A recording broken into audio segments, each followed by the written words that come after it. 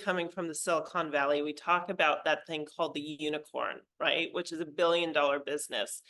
And I think there's far too much focus on that. And the reality of the matter is, every business doesn't need to grow to that size, right? There shouldn't really be a difference between a startup and a small business.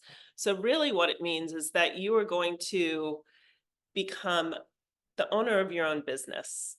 And it's creating the right mindset around what that means and how you show up for that. And the thing that's most important about being a startup and starting your own business, the first thing to look at is, what do I want my life to look like?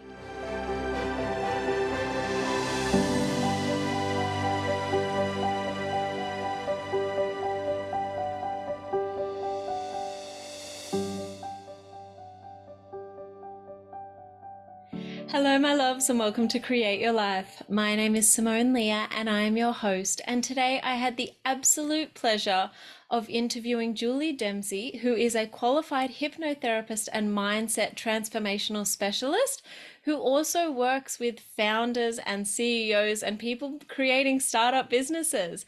So this was a phenomenal conversation because Julie combines her experience and her business knowledge of working in Silicon Valley and working in the corporate world with doing the inner work and the mindset work. And she predominantly works with female founders and startups. So this was an amazing chat because a lot of the time you hear the word founder or startup and it's this big, scary, multi-billion-dollar idea and all of that sort of thing. And it can feel very overwhelming. And so hearing from someone like Julie and hearing about her experiences and her expertise and what she recommends when you're in the startup phase of a business was literally a phenomenal interview. There was so much value dropped in this interview, guys. So I really, really hope you guys get so much value out of it. Take some notes, write it all down. And yeah, I hope you really enjoy it. Hello, my loves, and welcome to Create Your Life. My name is Simone Leah, and I am your host. And I'm so excited to be here with you guys today because today I have the amazing Julie Demsey, who is a transformational mindset coach and hypnotherapist, hypnotist specialist. Oh my goodness. And this is going to be an amazing interview today because we're going to be talking about the startup phase of a business. How are you, Julie? Thank you for being here.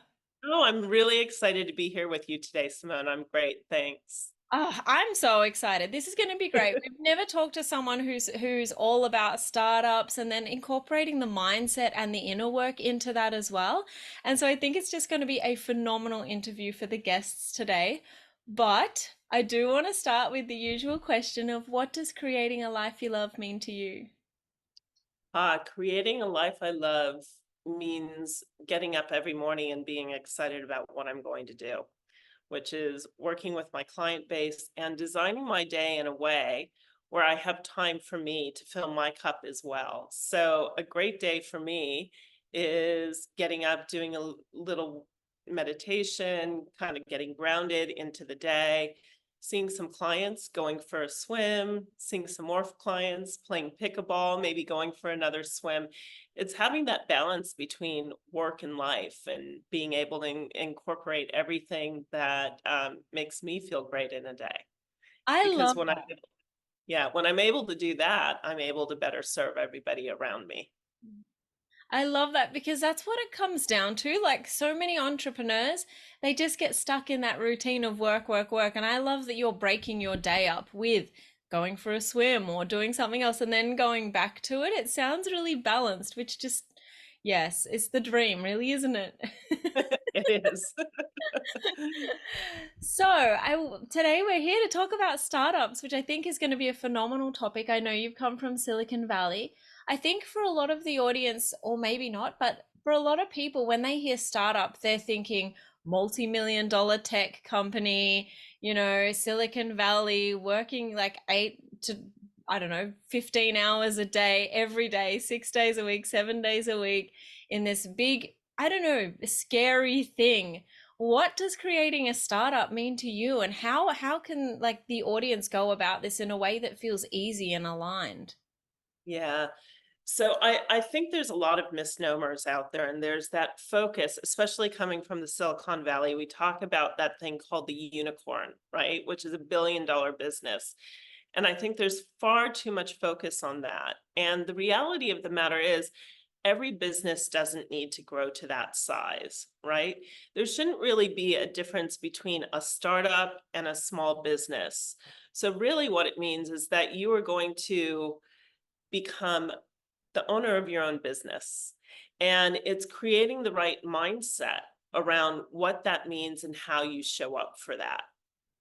And you're right, it can be all consuming, right? I've worked with a lot of women who've left corporate because the hours are too demanding and they think, well, I'm going to start my own business and that's going to be better.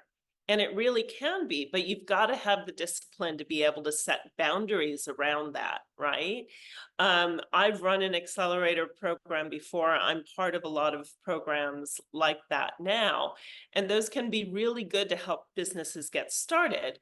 But there's usually a focus point on growing to $1 billion companies, right? Or growing your business really big. And the thing that's most important about being a startup and starting your own business, the first thing to look at is, what do I want my life to look like? Because there are some people that are ready and set and excited about an idea and happy to work pretty much 24/7. And then there are others that are at a stage in their life where that's physically not possible because they have children or even parents they're taking care of. So the first thing that I always say you should take a look at is, what do I want my life to look like? So when you say, how do you design your life? That's such a perfect question to start with. What do I want my life to look like? How much do I want to be working every day? What does my schedule look like? I was working with a woman recently who's like, I just work part-time right now because my little kids are number one and I want to be spending more time with them. And that's a very different business model in terms of what she could start than somebody who's saying, I've got 40, 60, or 80 hours. Yeah. I love that. Okay, I love that. So when you're working with clients, you would tailor what advice you give them to potentially the amount of time they have and the vision they've got. Exactly. Because if you don't, you get out of alignment and all of a sudden you're starting to work in this business and you lose interest because you don't have the time to give it, or you're feeling guilty because I don't have enough time for my business. I feel like when I'm with my kids, I should be in my business. When I'm in my business, I should be with my kids. So it's really important to get clear on what you want that to look like and to set boundaries. Because the other thing is, when it's your own business, you're often working at different times of the day or night to make that happen. And that's okay, as long as that's where your boundaries are. One thing I find very often when people get started, they're used to had a boss, right, who kind of set the parameters of what their work should be. And so they get to a point where they don't know when to stop.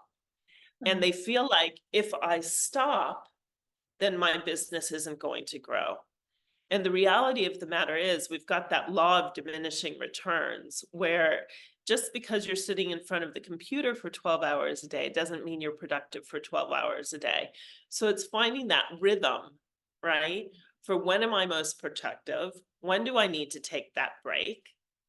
And how do I set the boundaries around that business as I'm growing it? So that's the first conversation to have with yourself. What do I want my life to look like? And then, is this business idea viable? So that's the biggest thing that I find people don't really look at. They get so excited about an idea and they don't do the math behind it Yeah. to say, is this actually a viable business? Yeah. If you think about artisans, for example, because that's just an easy example, they might be creating this beautiful piece of art that takes months. And there's no way, if you value your time, that you can charge the amount of money that it took for that piece. Or maybe you can't, but you've got to be able to balance it out and say, if I'm working on something for X number of hours, am I going to be able to pay myself for that time? And that's another thing that founders, especially female founders, often salary sacrifice. And they think to get the business going, I need to cut corners everywhere that I can. And so I don't take a salary and I'm not getting paid. And they forget when they're looking to take the business forward, because sometimes you need to do that in the beginning, and that's okay. But if you're not then planning to build in a salary in year 3 or 4, whenever you get going, then it's not a sustainable business. I love that. I love that. And I'd love to ask as well, because I feel like a lot of people, they're very caught up in the I guess like the magical side of business. How important is it to do, I just want to hear this from you for the audience. I also I think this is very important, but how important is it for you for people to do their numbers before they get started? It is so important to do those numbers. And like I said before, it's often the last thing people do. And I've worked with people who've been in their business for 3 or 4 years and haven't done that yet. Mm. And you've got to make sure that it's going to pay off, because if you're stepping back from a job where you're getting a paycheck, you want to know that at some point in time the numbers are there. So there are two most important things. One is doing the numbers to make sure it's going to work. And the second is making sure there's product market fit and there are actually people who are going to buy the service or the product that you're selling. Because so often people get really excited and they're like, this is my baby, everybody's going to want it. And they don't know how to find their audience and get to them, or the audience doesn't actually want to buy what they have, or the product's not quite right. So you've got to do that research up front. You've got to understand, you've got to do user interviews. There's so many different ways to get to an understanding of that. I've had a ton of fantastic business ideas that I would love to put out there, but I've tested and the market's just not buying for some reason. And if that's the case, then you set it aside, Yeah. right? Because it doesn't make sense to go forward with the business where you're not going to have that customer base. Yeah. So it's understanding the environment that you're bringing this business into and doing that thought process up front can save you hundreds of thousands of dollars Yes. And time. Can and say time. six, 12 Exactly. months, 2 years. Yeah. And the reality is not every new business is going to succeed. And there's a lot of learning that you can get from a business. And I've worked with clients who've set their business aside and gone back to their corporate job and done better and been more excited and been better about setting boundaries because they learned these things running their own business. So, I'd say there's no such thing as failure. If your business shuts down, it's not a failure if you've learned something that's going to be useful going forward. Yep, I love that. So on that note, it's one of those things where it's like, do you think people should just jump all in? Or do you think that they should wean their way in, go from working to part-time work? Or do you think they should just 100% back themselves from day one? Or do you think that's a case by case basis? I think it's totally, that's what I was just thinking. It is totally case by case. Yeah. It depends on your financial resources. It depends on the kind of person you are. There are some people who aren't going to make something happen unless they're all in. They Yeah. can't have that divided attention. There are some people that have the financial resources that they can say, I'm going to time box this and I'm going to give myself a year to get something going and see where I'm at, and I'll reassess at the end of the year. And there are some people who are super passionate about an idea, but don't necessarily have the financial resources and need to keep that job. And I'd say then you get your side gig going and you need to set up, how much time am I going to spend on this idea, on this new business idea every day or every week? Because it's really easy to get to a point where you had this idea and 6 months later you haven't done anything with it because life has gotten in the way. So I suggest for people who are easing into it, calendarize, set up on your diary every day how many hours am I going to put towards this, or how many hours in the week, or what are 3 tasks that I'm going to accomplish today? And that's another thing that happens when you're starting a business. You're completely overwhelmed with everything that needs to get done. So I say, make that list and you create that as kind of your backlog of projects that you need to do, and pull forward 2 or 3 things that you'll work on first, Yeah. and continue to pull forward a couple of things, and you can reassess. But if you've got a list of 100 things that I need to accomplish, you're never going to move forward. There's that old saying, how do you eat an elephant? And that's one bite at a time. And we need to bring that kind of practice into starting our businesses. Yep. No, I love that. I definitely love that. We do hear that 50% of your time in your business should be on revenue generating activities. It could even be more than that. I think it might even be 60 or 70%. But if you had someone in front of you and they did have that hundred thing to do list, what sort of time breakdown would you give them? Would you say 50% of your activities should be on revenue generating, 25 should be on building the business, and 25 should be on, actual client work? Or would you give someone an Yeah. idea if they came to you and they had this big expansive idea? Because at the same time, you wouldn't want your client going through and doing all of the 98 things that aren't going to move the business forward. So is there some Yeah. sort of advice you give people when they are starting about how to pick what is the important tasks? Yeah, and that's something I work with them on, because I've Yeah. got that experience and I've been doing it for so long. It's very clear to me often, here are the 3 things that I recommend you focus on to get started, to really understand if you've got a business and to start moving that business forward. So that's something that I'll help guide somebody on. But if I'm not there, or you're not there, or somebody's not there guiding. And by the way, that's another piece of advice that I think is super important, is you don't have to go this alone. Especially coming from the United States, we've got that individualism, and if I don't do it by myself, I'm weak. Forget that. That's total nonsense. You need a support team. You need a tribe behind you. And often a coach is the best person to support you, because they're for you. They're there for you 100%.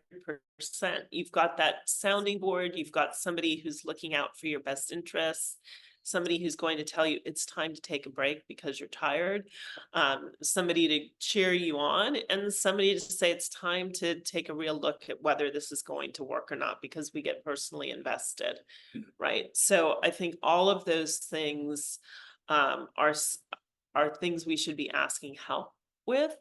Also, just looking at your network around you. Do you have a partner that can be doing some more of the housework, or your kids? Like, are they at a point where they can start making their own beds or making their own lunch? Or do you have the resources to bring somebody in to clean or to cook?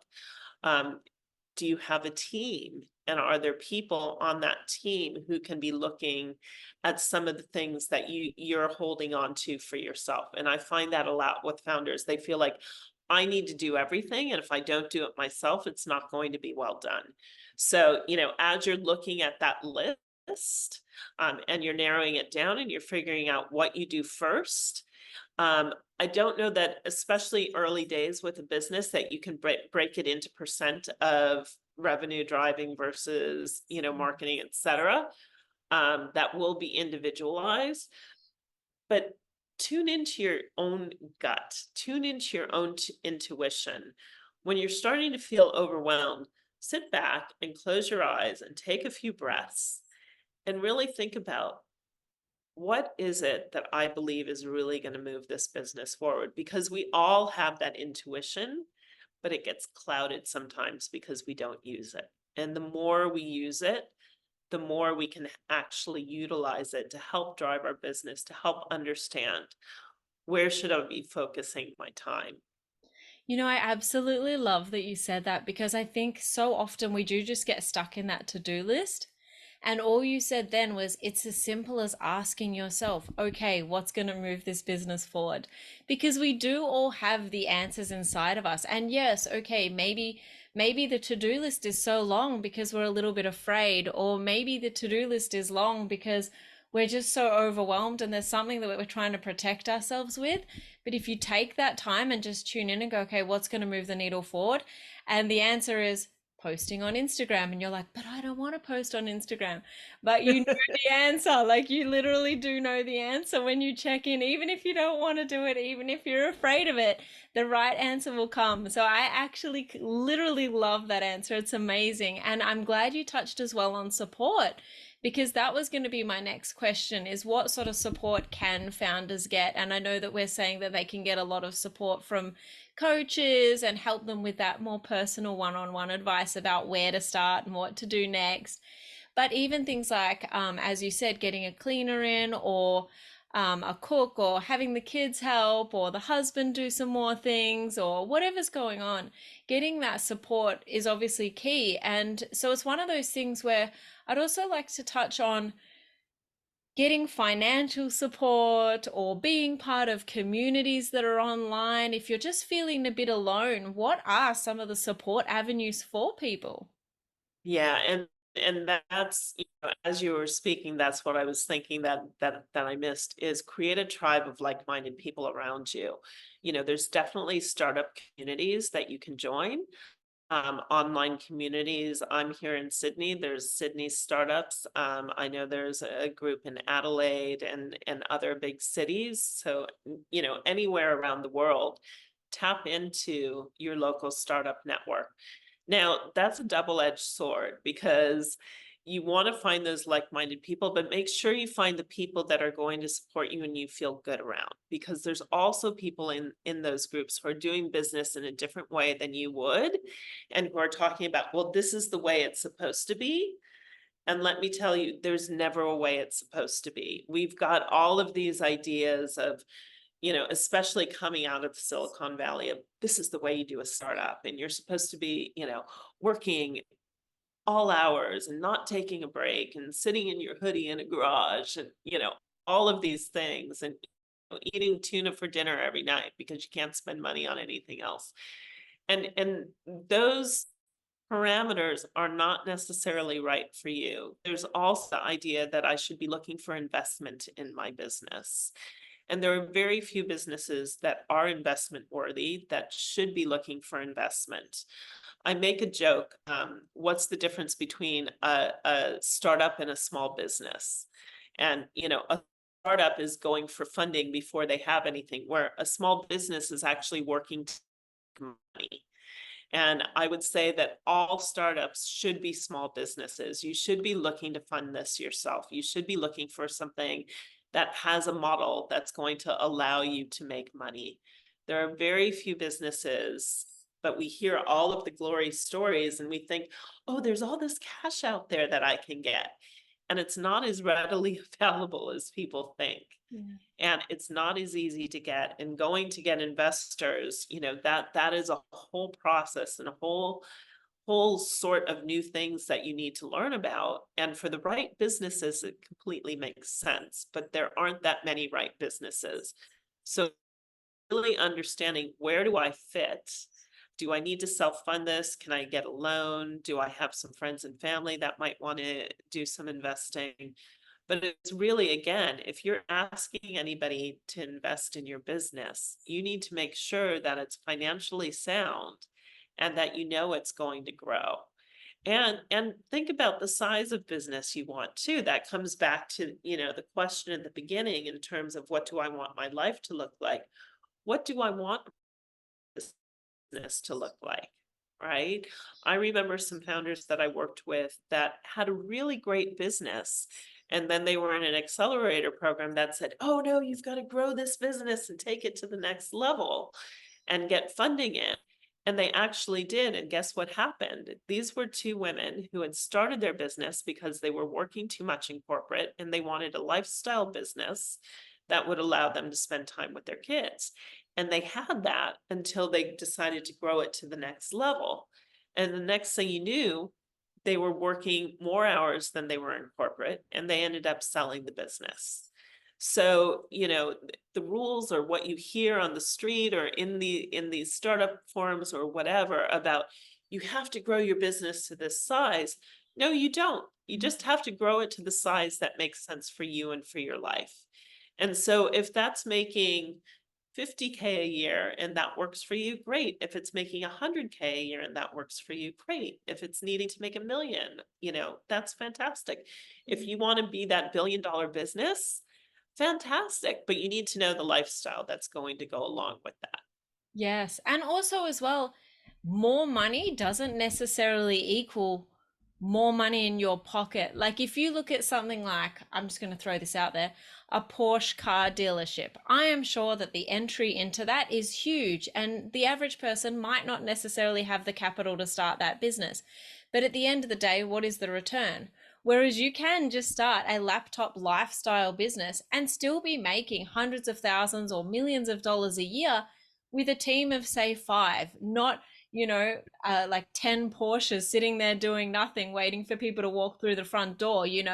So it is one of those things, like you're saying, is what is the end result you want? Because you can make a lot of money without having those huge overheads or heavy loans or 100 million investors and all of these things going on. You can still make an amazing amount of money and live an amazing life without putting that extra pressure on yourself. And I think for a lot of people, or maybe some people, but when you're thinking about loans, if you think into the energy of owing that money, it's going to add a bit more pressure and weight to what you're doing. And so I feel like when we're talking about this, the word that's coming to me is simplify.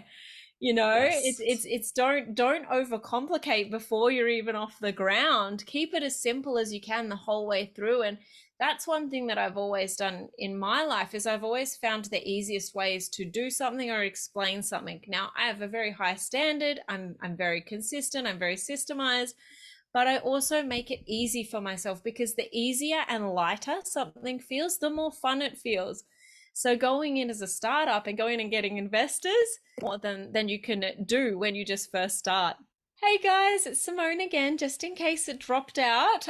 We were just talking about making sure you don't overcomplicate what you're doing at the start of your business. So instead of going for, getting funding and doing all the things, making sure that you keep it still feeling simple and light for you, so that you don't completely overwhelm yourself. So welcome back, guys, and welcome back to Julie. Thank you for being here for the second half. Pleasure, pleasure. And I think simplifying is so important. And that's something we should be asking ourselves every day. Is there a more simplified version of this? Can I do this in a way that's going to take less time and effort? And I think that's really brilliant, Simone, because we've often worked in businesses where there were convoluted things that we had to do because that's how it was always done, and we've learned that way. And so that's a muscle we really need to build within ourselves, looking at how can I make this easier to do? Because there usually is, if you think about it a little bit, an easier way that's going to take less time and effort. But our brains get so used to work is supposed to be hard, and we need to train them that work is not supposed to be hard, work is supposed to be enjoyable, and we can make it that way. Yes, I love that. I love that so much. And it leads perfectly with what I was going to ask you next, which is about the mindset and inner work piece of a startup. So, as you're saying there, work should be enjoyable, work should be fun. How do you know when something is physically too much, or it's just a story you're telling yourself? So, for example, if you're always telling yourself, my business is hard, I have to do 50 hours, and that's the reality that's showing up, how do you start to get someone to go, no, my business is in flow, I can redesign a few things, make a few tweaks, and it's only going to take 20 hours? How do you approach the mindset piece of startups? Yeah, it's all about the words we tell ourselves, right? When I was working in the Silicon Valley, somebody would say, "Hey, Julie, how are you today?" And I'm like, "Oh, busy. I'm so, so busy." And guess what? I was always busy. I never had enough hours in the day, because that is what I was creating, right? By saying that and feeling that. And I now call that the B word, and I've removed it from my vocabulary. But it also means making shifts, right? So I was always the last person to get on a plane because I needed every last minute to get done what I needed to do. And that meant I was creating anxiety, which meant my brain wasn't able to focus as well as it could. And so I was creating a state where I wasn't as effective as I could be. And now I've shifted. If I'm going to the airport, I will go early and I will do a call from the airport with a client, right? And then I'll have lunch, which means I haven't raised my cortisol levels because I am anxious about, am I going to make it on time? And I actually get just as much, if not more work done that way, right? And so we need to do the same thing with our processes and with the words that we're telling ourselves. If we're saying, I don't know how to do this, this is never going to get done, you can tell yourself, you know what, this is something I'm learning that's new. And so I need to have patience with myself. And guess what? That's the very same statement about the very same piece of work. But you're going to feel completely different about yourself in terms of how you feel. So I've been playing pickleball lately, and I was playing with a partner, and she's like, oh, that was so stupid. And I said, no, no, no, no. We don't say that was stupid because then we're going to start making more stupid moves. We say, I'm going to hit better next time. And so now that's the little joke we have with each other when we're on the court and we hit a bad shot. We look each other and laugh and say, I'm going to do better next time. But that also prepares your brain to do better next time and feel good about what you're doing versus saying, I don't know how to do this. I can't do this. And the reality is, when we're starting a business, there's so many new things that we're learning. So we need to think back to when we were that little baby and we were learning to walk. You know, did you fall down and say to yourself, I'm so stupid, I can't do this? Or did you get back up and try again? And you had, I don't know what my thoughts were as a baby necessarily, but clearly we got back up and went again and again and kept at it. And so that's kind of the mindset we need to have. We need to have that beginner's mindset. We need to be curious about things. We need to think about everything in terms of what are the possibilities and be kind to ourselves. And that means at the end of the day, instead of admonishing ourselves for the things we didn't do or the things that didn't go our way, we need to go through the list of things that we learned and that we've accomplished and take that into the next day with us. And start each day with saying, here are some things that I accomplished yesterday. I'm really proud of myself. And here are some things I'm going to accomplish today. And realize that in a new business, we don't always know what the day is going to bring us. So we might have a list of things that we think we're going to get done, and something else gets done instead. So again, we need to have the grace for ourselves at the end of the day. Instead of saying, I didn't get any of this done, we need to be able to say, but I got these other 3 things done, and I am smart enough to have realized that those rose up in importance, and I took care of the most important things. Or if, something happens and we've got a sick child or friend or something that needed to take precedence, I've created a life for myself where I'm allowed to take precedence for these things and focus on them, and I can get back to the business later, and that's okay. No, I love that. I love that. How would you, or what would you recommend, I guess is the question, to someone who's coming to you and they're like, I'm starting this business and I'm going to do, 80 hours a week and I'm throwing myself all in. How would you explain to them the importance of having those daily practices for themselves outside of the business, whether that's going for a walk or whether that's meditation or whether that's literally turning off their phone at 4 o'clock to spend half an hour playing with their kids with no distractions? How would you explain that to them? And also, what little things would you recommend for founders to be doing to keep on their best inner game? Yeah, yeah. Well, I don't know if you've heard of Ruth Bader Ginsburg, who is an American Supreme Court Justice, and she was going through law school and raising a family and top of her class. And she always said the reason she was able to do that is because she had 2 great loves, the law and her family. And she was able to go from one to the other and shift back and forth. So she'd get relief from the one when it became too much. And that's the type of thing to remember, that our brains, unless you are superhuman, at least my brain, I know, is not going to focus on business needs for 12, 16 hours a day without a break. And so I talked about that law of diminishing returns before.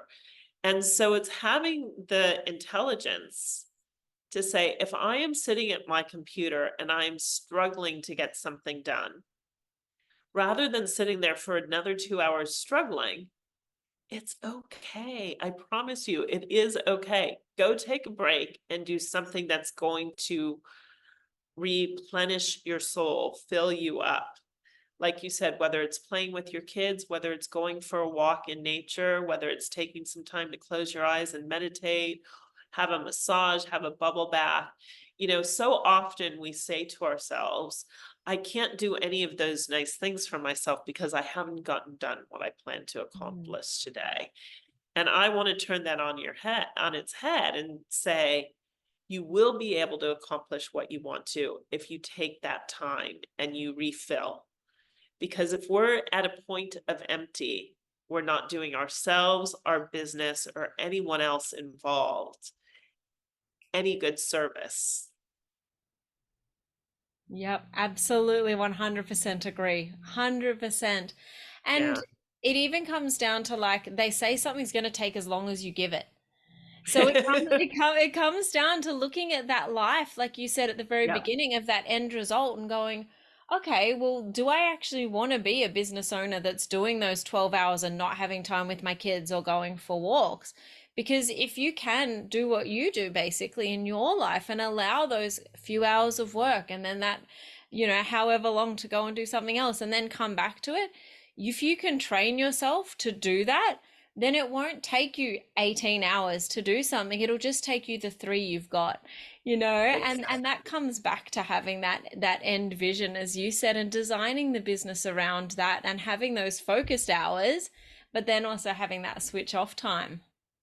Yeah, and it is a mental shift, right? And I have to say, like, I'll throw my hand up and say, I was not able to do this at first. I would feel guilty because I was trained, you're at your desk, chained to your desk from at least 9 to 5. So how can I go for a swim in the middle of the day? That's not right. And we need to go back and train our mind to say, these things that we were taught or that we believed about how we should have a business might not necessarily be true or effective. Mm. And so we need to realize that, at first I'd feel guilty when I did that. And I had to learn and train my brain to let go of that guilt. Because if you are feeling guilty when you are doing these things, you're taking away the benefit of doing them. So it's being able to show up and be present and feel good about what you're doing in the moment and know, you know what, this is going to recharge me and allow me to come back and be the best version of myself for my clients Mhm. or for my business or for whatever it might be. So it's really making that conscious effort to think about it and say, okay, this is the time where I'm doing this and I'm going to feel good about it. It's the same thing when you're eating a treat that you think, is bad for you. You're going to do double the damage if you eat the treat and then feel guilty about it instead of eating the treat and saying, that was so delicious. And now I'm going to go back and have some vegetables. Mhm, mhm. Yeah. It sounds like it's a lot about getting your mind and your inner self right, making sure that you don't feel guilty, making sure that you're not burning yourself out, making sure that you are honoring yourself, and making sure that you're making your vision in your business in alignment. Like, it sounds like a lot of the work is coming internally. Completely. And it's coming back and thinking about, because we're especially as women, we so often have been trained to put ourselves last and we need to put everybody else's needs in front of us, and we're being selfish or whatever it might be if we're taking care of ourselves, and we've got to unlearn those messages, right? And so it's really important to be kind to ourselves. So if you need to start by thinking, what advice would I give to my best friend right now, or to somebody that I love, or a child, or whatever it might be? How would I treat them? And then treat yourself that same way, Yeah. right? Because we so often are much harder on ourselves and expect more of ourselves than we would of somebody else. You know, if we're having this bad day and we're having this problem and our best friend came to us, would we say to them, "Ugh, you're so stupid, get over it?" Or would you say, "Oh, let me help you. Let me help you feel better." And we need to do that for ourselves too. Yes, totally agree. And on the flip side, also celebrating your wins. Because if your best friend came to you and said, I just did this amazing thing, you'd be like jumping up and down in the middle of the room with them. But for yourself, you just kind of like, oh yeah, I did that thing. And then you go about your day. So it's literally, I love that you're saying treat yourself the way you would treat your best friend, because I feel like we miss that on a lot of sides, either one way or the other way or both. I feel like we miss that a lot. Very much so. And celebrating wins is so important. And this is something I find with new business owners. They only see one big golden win at the end, and they don't rest and they don't celebrate until that happens. And it is so important to have little wins along the way and to celebrate each of those. Even if it's just a good phone call, celebrate that. You know, it's not just a good phone call, it's a step in the right direction. So we do need to be celebrating all along the way, especially if you've got a team around you. You know, being a good leader of that team is making sure that everybody is feeling good about the work that they're doing, and making sure that you're rewarding yourself and rewarding them accordingly, and having those kind words and celebrating the small things along the way goes so far in getting everybody really invested and staying really excited about the business. Yes, I love this. I love this. And I feel like we're touching on so many important things that I just want to keep talking. But I will ask you, what are the three top tips you'd recommend for someone if they do want to build a business and have a startup? Yeah, I think we've covered some of them Yes. already. The first would be look at, is this a financially viable business? And you might not have all of the answers in the beginning, but that's okay. At least put together a structure so you've got an idea. And then do your product market fit to make sure that you're actually have a product or a service that people are going to want to buy, and that you have people that are going to want to buy it at the price point you're looking at. And then the third would be to really um, prioritize what you need to work on first. And don't get overwhelmed by all of the other things, but keep going down your list and understand, what is the one thing I need to do today? How can I break it into the smallest thing possible of the one thing that I need to do to move my business forward? And a good way to do that is to say, what is most important? You know, just ask yourself, what is most important? What is the one thing that is going to make the biggest impact? And then if I could add a fourth one, if you Mm-hmm. don't mind, Yeah. is continue that inner chat with yourself and be kind to yourself and boost yourself up, and make sure that you're using your mindset, you're using your intuition to really help yourself settle into building the right business that's going to create the right lifestyle that you want to have. Oh, I love that answer. I love that you brought that fourth one in. I'm glad that we heard that because I totally agree. I love all of this. What about a recommended resource? Is there anything you can recommend for the startups amongst us? Yeah, there is a podcast called Diary of a CEO. I'm not sure if you're familiar with that, with Stephen Bartlett, and he's absolutely brilliant.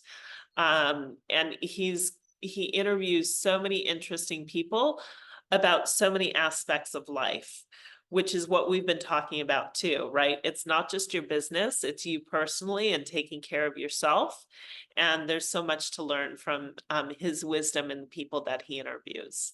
Oh, I love that. Thank you. Everybody go and check it out. And now with you, where can people find you if they want to connect with you, if they want to follow you, message you, where can Yep, people find you? absolutely. People can find me on my website, juliedemsey.com, with the last name spelled Demsey. I'm on Instagram. I'm also on Facebook. And you can also email me at julie@juliedemsey.com if you want to get in touch. I'd love to hear from you. Oh, I love that. Thank you so much. And thank you for being here today. It's been so amazing just chatting with you and connecting. I feel like we think quite similarly, which has been an amazing chat. Because as I said, I've never had a like someone who's into founders and startups before. So this has been phenomenal and so great to hear where you would recommend people start, and the value that you've added and the things that people would have learned from this conversation has been phenomenal. So thank you so much for being here, Julie. Oh, it's my pleasure. And I'm super excited too, because as I was talking about finding your tribe, now we've each got a new tribe member to consult with and go forward with. So I'm really excited to have met you. Yes, me too. I love that. Thank you so much.